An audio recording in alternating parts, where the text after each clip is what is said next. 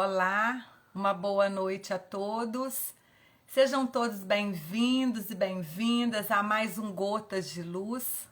É com grande alegria, né, que nós iniciamos nessa sexta-feira mais esse Gotas de Luz. Boa noite, Silvana, querida, seja bem-vinda. Que bom tê-la aqui conosco. Boa noite, Bia, minha mãe. Então hoje nós começamos. Quem vai falar para nós hoje é o Pedro. Daqui a pouquinho ele está chegando aqui. Eu gostaria de convidar todos vocês que hoje a fraternidade, né? Toda sexta-feira tem a palestra às 19 horas. E hoje quem vai falar para nós lá é a Carol Cunha. Ela vai... Tem muito tempo que a Carol não fala para nós. Ela tem uma agenda mais complicada devido ao trabalho dela, mas é sempre uma palavra muito gostosa que ela leva para nós. Então hoje é a Carol que vai falar para a gente lá. Vai ser um prazer aqueles que puderem estar lá, irem lá. Eu sempre penso muito, né? Não é só na pessoa que vai fazer a palestra, que vai levar a palavra, mas a casa, né, ela é toda preparada para nos receber. A equipe espiritual já está lá de plantão, nos esperando, tudo preparado. A gente não... Quando a gente lê os livros do André Luiz, a gente fica assim, estupefato, como diz ele, com tanto cuidado, com tanto preparo, e às vezes a nossa visão simplista, a gente não consegue perceber. Mas estudando a gente vai aprendendo. O Pedro chegou, vamos colocar o Pedro para dentro. Deixa eu ver aqui. Convite. Vamos aguardar o Pedro entrar. Então, vai ser um prazer receber todos vocês lá. Mais uma noite especial na nossa querida casa, né? Nossa querida fraternidade, nossa querida FEX. Então vamos lá, começando mais um Gotas de Luz. Boa noite, Pedro, com você, Boa noite. a palavra.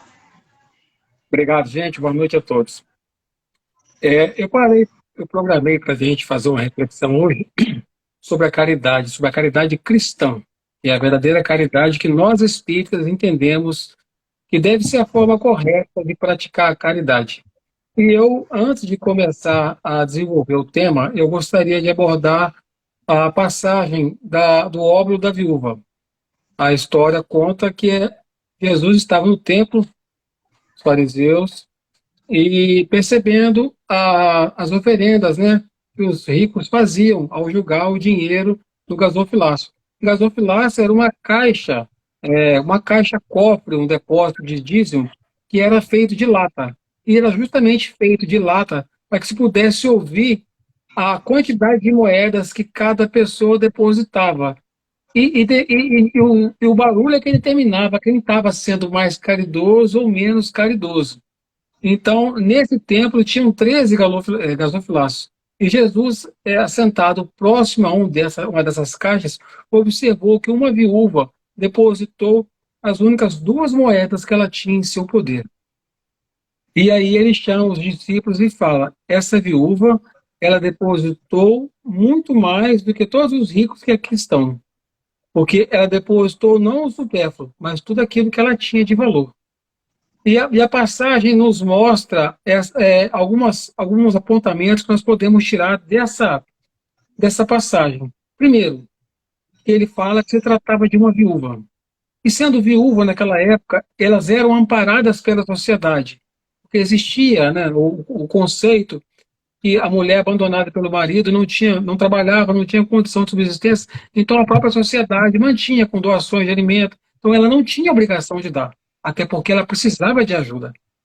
Então, mesmo assim, ela ela fez de boa vontade, sem obrigação, e ela doou. A segunda lição que a gente pode tirar, ela doou tudo aquilo que ela tinha.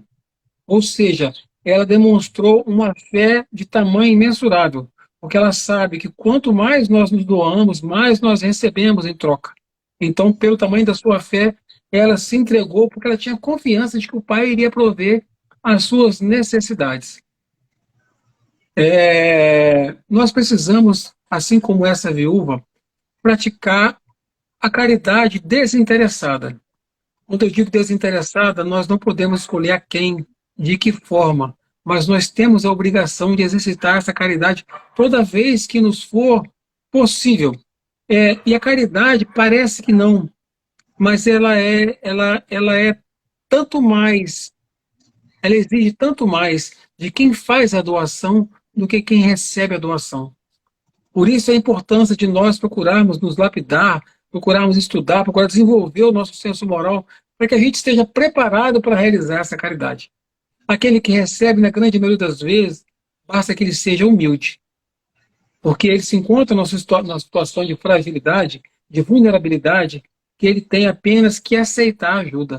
Mas aquele que doa, aquele que se predispõe, ele tem a obrigação de ser humilde, para que, sendo humilde, ele não cause constrangimento àquele que recebe.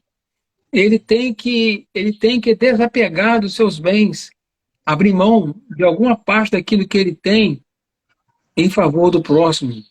Ele tem que fazer na medida certa para que ele não cause o ócio e nem a dependência, porque senão ele leva um outro vício para essa pessoa que recebe. Então, saber medir até quando eu posso ir, até quando que eu não firo essa pessoa, ou que eu não o humilho. É ser paciente e entender que as limitações do próximo, que nem sempre a pessoa que está recebendo está preparada para receber. Muitas vezes ele ainda está num grau evolutivo menor do que o nosso, ainda com um pouco de orgulho, com um pouco de vaidade, ainda que um pouco constrangido. Então nós temos que entender o momento dessa pessoa que recebe. E, acima de tudo, nós praticarmos essa caridade desinteressada e aceitar o desafio da tolerância. Ou seja, fazer sem esperar o reconhecimento. Nós temos a obrigação de fazer a caridade a todos aqueles que estiverem ao nosso redor, sem esperar o reconhecimento. Então, assim, é muito importante que nós nos entendamos como pessoas capazes de fazer a caridade. Temos a necessidade de partilhar, de fazer, porque é um grande instrumento de ajuda para cada um de nós. E nós temos que ter a humildade de não nos entendermos como salvador da pátria. Nós somos apenas obreiros do Senhor, que neste momento nós estamos na condição de estender a mão para auxílio. Nós podemos no passado ter sido aquele que recebeu, ou quem sabe no futuro, né? Deus permita que não, mas nós não podemos nos achar melhores do que ninguém. E eu gostaria de fazer um comentário, uma analogia, que eu achei muito bacana, e eu achei que ela tocou fundo na forma como o expositor colocou essa situação. Nós temos que entender que nada que nós doamos vem de nós. Tudo vem do Pai. Tudo provém desse Pai. Ou seja, esse banquete, essa grande festa que o Pai dá, oferecendo e ofertando essas coisas para os menos favorecidos, ele se usa de nós como simples garçons. Eu sou um funcionário do Cristo que estou distribuindo, servindo, nada é meu. Se eu dou um alimento, ele veio dado por alguém, por inspiração divina, por inspiração do seu guia espiritual que estimulou essa pessoa a fazer a doação. Se vem uma roupa, da mesma forma. Se eu faço a caridade do atendimento fraterno, a inspiração veio dos amigos espirituais. Então, nada, material ou não material, parte de mim. Eu sou um obreiro. Então, nessa grande festa que o Pai oferece aos mais necessitados, eu sou apenas um garçom. Mas não posso me sentir diminuído por isso, porque o meu papel, se feito com excelência, se feito com boa vontade, se feito com equilíbrio, é um papel relevante. Porque o garçom, quando atencioso, quando ele serve bem as mesas, quando ele passa com um sorriso cativante, quando ele passa a alerta às necessidades do próximo, ele presta um grande serviço. É, às vezes, um conselho, é uma orientação, é uma ajuda num momento difícil. Então, eu, como garçom do Pai, servindo, posso auxiliar todos aqueles aos quais eu estiver assistindo. E com certeza nesse grande trabalho, assim como a grande maioria dos garçons, a gente vai cultivar amizades, a gente vai estreitar laços. Então, a gente pode dizer aqui com a redundância, né? Mas eu poderei estar trabalhando para servir e sendo servido. A gente tem muito a receber com esse trabalho. Então é importante que a gente reconheça o nosso simples papel nessa grande tarefa que é do Pai, que não é nossa. É, lembrei também aqui de uma outra história de uma senhora rica que ela era uma senhora da sociedade e ela saía à noite com a sua carruagem e dentro dessa carruagem ela colocava todos os utensílios que poderia ser necessário nos atendimentos fraternos que ela fazia, nas visitas aos lares dos mais necessitados. E ela, para sair nesse trabalho, ela se vestia como uma pessoa simples, para não humilhar, para não trazer nenhum tipo de constrangimento. E numa dessas noites que ela foi fazer a visita, ela, ela teve o trabalho de levar a sua filha, de aproximadamente 9 ou 10 anos, para participar, para ver de perto esse trabalho que ela fazia. E em dado momento, em uma dessas visitas, a filha, com compaixão da família que estava sendo assistida, retirou um bem, um utensílio daquele que a mãe havia levado e falou: Mãe, eu vou fazer a caridade. A mãe dela falou assim: Não, você não vai fazer a caridade, porque você não produziu nada, você não pode fazer a caridade com aquilo que não foi produzido ou realizado por você. A caridade aqui ela é minha. Se você quer fazer a caridade, participa conosco, doe parte do seu tempo, faça alguma coisa com o seu próprio esforço, aí sim você vai estar fazendo a caridade. O que ela quis dizer com essa filha? Mesmo que nós falamos aqui acima, ela estava ali trabalhando, servindo, amparada pelo Cristo e produzindo o material. Ela fabricava roupas, fabricava tudo. E a filha estava justamente querendo, vamos dizer assim, no popular, aparecer em cima de uma situação que ela não teve mérito nenhum.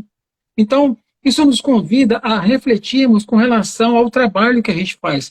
Não é demérito nenhum a gente juntar cestas básicas, fazer entrega, ou qualquer tipo de outra ação, mas a gente tem que ter a humildade de saber que nós estamos apenas prestando um serviço, que nada partiu de mim, a não ser a minha boa vontade. Então, qual é a minha obrigação como uma pessoa que quer praticar a caridade com humildade, com responsabilidade, a verdadeira caridade cristã? Fazer com que essa caridade seja a mais amorosa possível, fazer com que ela seja recebida por aquele que a gente vai assistir de uma maneira muito natural, sem constrangimento. E aqui eu lembrei de uma outra historinha que a gente contou numa outra oportunidade que nós nos encontramos aqui, daquela pessoa que bate à casa à noite, durante uma novela, e pede à dona da casa que arrumasse um pão porque ele estava com fome.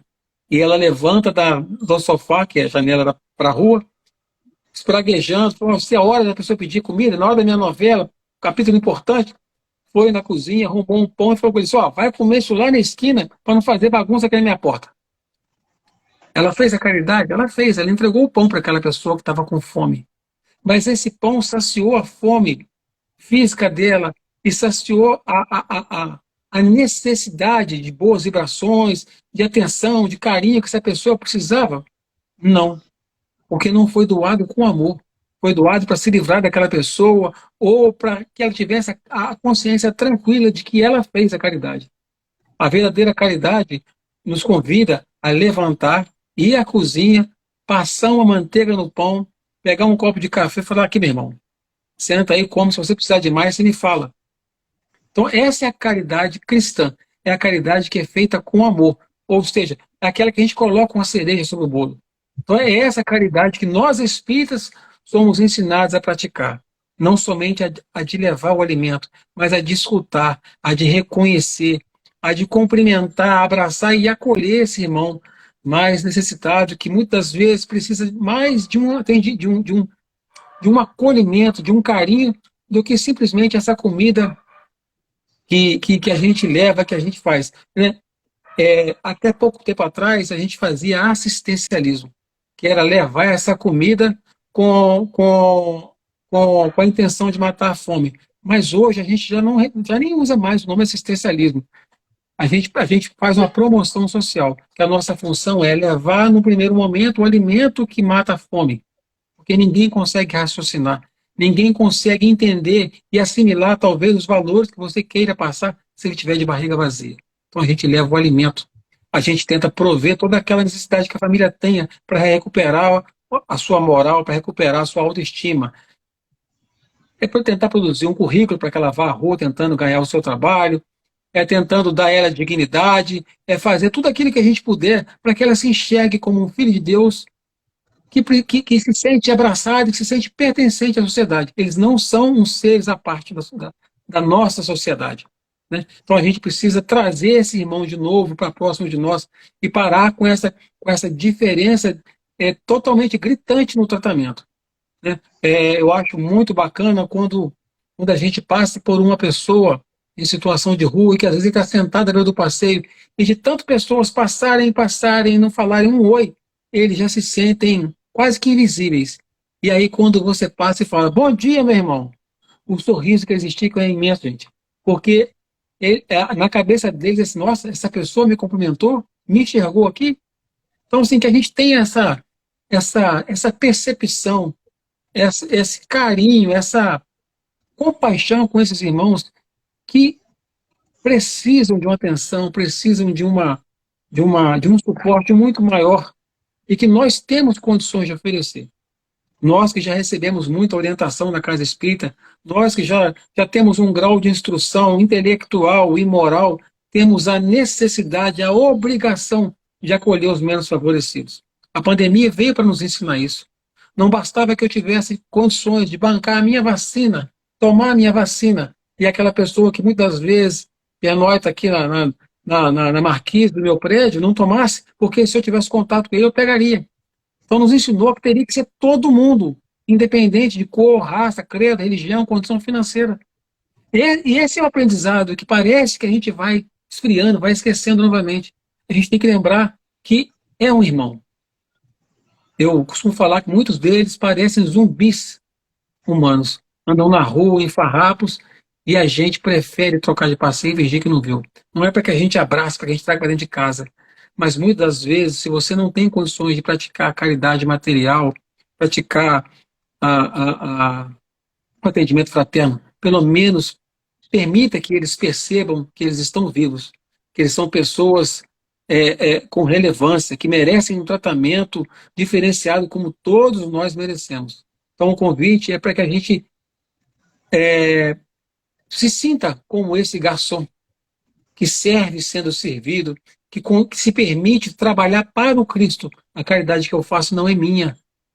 A caridade que eu faço é para o Pai. Eu sou apenas um simples trabalhador. Essa é a grande lição que eu acho que essa viúva também partilhou. Ela doou as duas únicas moedas que ela tinha, porque ela sabia que quanto mais ela doava, mais ela recebia. É a lei de ação e reação. Né? A semeadura é livre e a colheita, desculpa, ao contrário.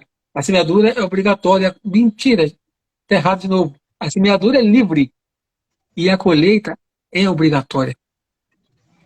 Teve um palestrante essa semana que disse que a semeadura até não é mais livre, ela é obrigatória. Porque nós sabemos a todo instante que é nosso compromisso, que é nossa obrigação amparar e trazer conosco todos aqueles que se encontram numa condição de inferioridade intelectual e moral. Então eu já não posso mais me permitir fazer ou não fazer o bem. É obrigação minha semear o bem. Minha e de todos nós. Então a mensagem que eu deixo para nós é que a gente, ao praticar a caridade, seja qual for, que a gente pratique a caridade cristã. Aquela que entrega algo mais, que não só dá o alimento, que não só dá a moeda, que não só dá roupa, que não só dá o bom dia, mas que também dê um sorriso, dê atenção, faça com que essas pessoas se sintam vivas novamente. Nossa, a Silvana colocou aqui maravilhosas reflexões, a Silvana Romão. Concordo, Silvana, belíssima reflexão, Pedro. E me fez lembrar uma frase que eu não vou saber, mas em suma, ela diz o seguinte: não basta não fazer o mal, né? Que por muito tempo a gente falava assim, eu não sou uma pessoa má, tá bom demais. Não basta não fazer o mal. É preciso fazer o bem, né? Então, assim, essa reflexão sua foi belíssima, essa lembrança, inclusive, né, com relação à pandemia. O que que a pandemia trouxe para nós? É bem por aí mesmo, né? Nos mostrando que, independente da condição financeira, da raça ou do que seja, éramos todos iguais, precisávamos da mesma coisa, com dinheiro ou sem dinheiro. Então, a gente não pode deixar esse sentimento esfriar e que a gente continue aí nessa luta, cada dia mais tentando nos sensibilizar diante dessas situações. E a Cris ontem, ela falou sobre o livro dela, ela falava sobre caridade, né? E ela falou justamente isso. O que a gente faz muitas vezes é doação, porque a caridade, não existe caridade sem amor. Se não tem amor, não é caridade. Mas então que a gente ame muito, né? Que a gente ame mais e mais. Eu lembrei também aqui de um outro comentário que a gente fez também, que cabe muito bem nessa reflexão de hoje. Todos nós queremos adentrar o céu nos mundos mais felizes, nas colônias com a vibração melhor, só que para essas colônias a porta é mais estreita. Então não adianta a gente chegar, bater a porta, né, e dizer Senhor, Senhor, e ele vai nos perguntar, de onde vens? Quem sois? Ah, eu sou o fulano de tal. Ele não vai nos reconhecer, e nós bateremos várias e várias vezes, e ele dirá que não nos reconhecerá, apesar de dizer que estávamos nos bancos das casas espíritas assistindo palestra, eu participei das orações, eu fiz isso, fiz aquilo, porque na realidade, o que vai nos abrir essa porta mais estreita são as nossas ações, é aquilo que a gente deixou impregnado no nosso universo com as nossas ações, são as nossas marcas. Então, não precisará que eu diga quem sou, de onde venho. Se eu imprimir na minha psicosfera, se eu imprimir no meu espírito a minha marca, eu serei reconhecido de longe e pode Então, saber que quando quiser adentrar essa porta estreita, eu vou ser recebido em festa. Mas é é, preciso que eu faça desde já essa, essa, esse preparado para que eu seja recebido com o carinho e atenção que eu gostaria que fosse. com certeza. Não vai ser preciso a gente se explicar, já vai estar, vai ser visível, né? Ô, gente, então, nós agradecemos o Pedro, convidamos a todos para a fraternidade hoje à noite. Quem vai falar para nós é a Carol, às 19 horas. Quem puder ir, vai ser um prazer. E lembrando que nós começamos ontem a leitura do livro Os Missionários. A gente está colocando todos os dias aqui no feed da FEX, no feed do Facebook e no YouTube. A gente vai ser preciso, aqui no Instagram, a gente dividir, porque os capítulos dessa vez são maiores. Mas eu não gostaria de picar o capítulo um dia, metade no outro dia. Então, eu estou fazendo 2 posts, né? Dividindo o capítulo. Então, você vê um primeiro post, escuta, e depois você escuta o outro. E continua seguindo o resumão logo depois. Mas a gente quer continuar com essa continuar lendo um capítulo por dia, não picar o capítulo, né? Porque a gente, senão amanhã para no meio do capítulo, fica. Então a gente vai fazer tudo no mesmo dia, tá? Um beijo no coração de todos, tenham todos uma excelente noite, de muita luz, de muito amparo, Para todos nós. isso, de muita proteção. E, para quem puder, estaremos na fraternidade daqui a pouco. Beijo no coração de todos vocês. Tá Tchau. lá. Tchau.